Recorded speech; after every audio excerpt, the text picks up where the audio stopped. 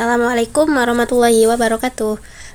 Halo teman-teman semua, pada kesempatan kali ini kami akan mempresentasikan materi tentang mekanisme sabun dalam menghilangkan minyak. Topik ini sangat dekat dengan kehidupan sehari-hari karena kita menggunakan sabun hampir setiap hari, tetapi mungkin kita belum benar-benar memahami bagaimana cara kerjanya secara ilmiah. Sebelumnya, perkenalkan, kami dari kelompok 3 yang akan menyampaikan materi ini. Anggota kelompok kami terdiri dari saya sendiri, Mas Safiuddin Mujahidah, Hafizah Fatma Arifah, Muhammad Hanafi Dwi Fitrianto, dan juga Rizky Nuryatin. Kami akan menjelaskan bagaimana sabun bekerja dalam proses pembersihan, khususnya dalam menghilangkan minyak. Pada kehidupan sehari-hari, kita sering mencoba membersihkan minyak hanya dengan air. Namun, hasilnya tidak maksimal. Minyak tetap menempel di permukaan. Sebaliknya, ketika kita menggunakan sabun, minyak dapat dengan mudah dihilangkan. Hal ini menunjukkan bahwa terdapat mekanisme kimia tertentu yang berperan dalam proses pembersihan tersebut.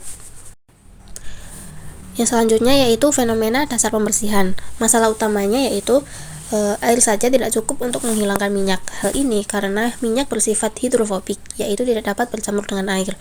Dan disinilah sabun berperan sebagai jembatan. Sabun memiliki struktur khusus yang memungkinkan minyak terangkat dari terbawa oleh air. Dengan kata lain, sabun membantu menghubungkan dua zat yang sebenarnya tidak bisa bercampur. Sekarang kita masuk ke konsep polaritas molekul. Untuk memahami lebih dalam, kita perlu melihat konsep polaritas molekul. Air merupakan molekul polar yang memiliki muatan positif dan negatif, sedangkan minyak bersifat non-polar, sehingga tidak memiliki perbedaan muatan yang signifikan. Karena sifat ini, air dan minyak tidak dapat bercampur. Sekarang kita masuk ke konsep polaritas molekul. Untuk memahami lebih dalam, kita perlu melihat konsep polaritas molekul. Air merupakan molekul polar yang memiliki muatan positif dan negatif, sedangkan minyak bersifat non-polar, sehingga tidak memiliki perbedaan muatan yang signifikan.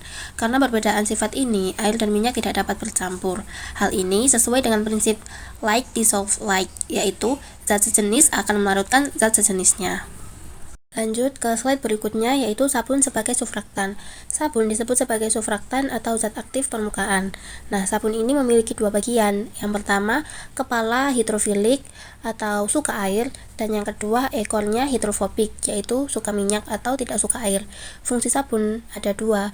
Yang pertama, menurunkan tegangan permukaan air sehingga air lebih mudah menyebar, dan yang kedua, bertindak sebagai agen pengemulsi, yaitu membantu mencampurkan minyak dengan air. Dengan cara ini, minyak dapat terperangkap dan akhirnya terbawa oleh air saat dibilas. Pada slide ini dijelaskan mengenai struktur amfilik molekul sabun. Molekul sabun memiliki sifat amfilik, yaitu memiliki dua bagian dengan sifat yang berbeda dalam satu molekul, yang berupa kepala polar yang suka air dan ekor non-polar yang suka dengan minyak. Struktur ini biasanya berupa rantai hidrokarbon panjang, yaitu si ekor, dan terikat pada gugus ionik berupa kepala, sehingga memungkinkan interaksi simultan dengan air dan juga minyak. Selanjutnya, terdapat interaksi molekul sabun dengan minyak.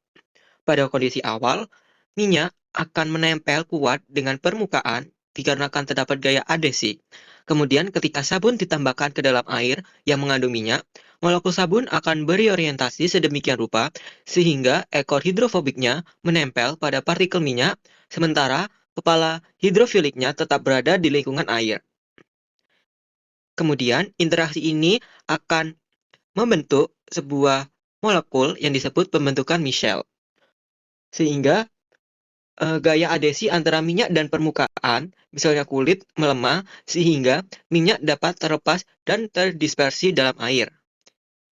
Pada slide ini akan membahas tentang pembentukan misel dan KMK atau konsentrasi misel kritis. Pertama, kita lihat grafik di sebelah kiri. Grafik ini menunjukkan hubungan antara konsentrasi sabun dengan jumlah misel yang terbentuk. Pada konsentrasi rendah, molekul sabun masih tersebar sendiri-sendiri, sehingga misel belum terbentuk. Namun, ketika konsentrasi sabun meningkat dan mencapai titik tertentu yang disebut KMK, konsentrasi misel kritis, barulah misel mulai terbentuk secara signifikan. Setelah melewati KMK, jumlah misel akan meningkat dengan cepat. Selanjutnya, kita lihat ilustrasi di sebelah kanan tentang struktur misel. Misel terbentuk dari molekul sabun yang tersusun melingkar. Bagian kepala hidrofilik menghadap keluar. karena menyukai air. Sedangkan bagian ekor hidrofobik mengarah ke dalam karena menjauhi air. Bagian dalam misel ini bersifat hidrofobik sehingga dapat merangkap minyak atau kotoran di dalamnya. Proses ini disebut solubilisasi miselar, yaitu proses di mana minyak yang tidak larut dalam air menjadi terbawa oleh misel sehingga bisa dibersihkan dengan air. Pada slide ini akan membahas mekanisme emulsifikasi dan dispersi. Pertama, kita lihat kondisi tanpa sabun. Pada kondisi ini terjadi koalesensi minyak, yaitu minyak cenderung bergabung satu sama lain. Akibatnya terbentuk tetesan besar yang sulit dibilas dengan air. Selanjutnya, kita masuk ke kondisi dengan sabun. Yang pertama adalah pembentukan emulsi. Molekul sabun memiliki dua bagian, yaitu bagian yang menyukai air dan bagian yang menyukai minyak. Molekul sabun akan mengiringi tetesan minyak kecil sehingga minyak bisa terbungkus oleh sabun.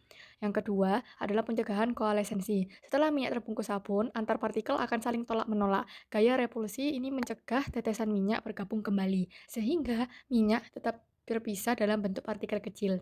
Yang ketiga adalah dispersi dan peningkatan luas permukaan. Minyak akan terdispersi menjadi partikel kecil yang tersebar dalam air. Dengan ukuran yang lebih kecil, luas permukaan meningkat, sehingga proses pembersihan menjadi lebih efektif.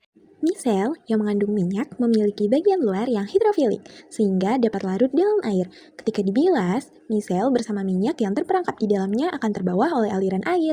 Dengan demikian, minyak yang sebelumnya menempel pada permukaan dapat dihilangkan secara efektif. Sabun mampu menghilangkan minyak melalui mekanisme kompleks yang melibatkan konsep polaritas, tegangan permukaan, struktur amfilik, serta pembentukan misel.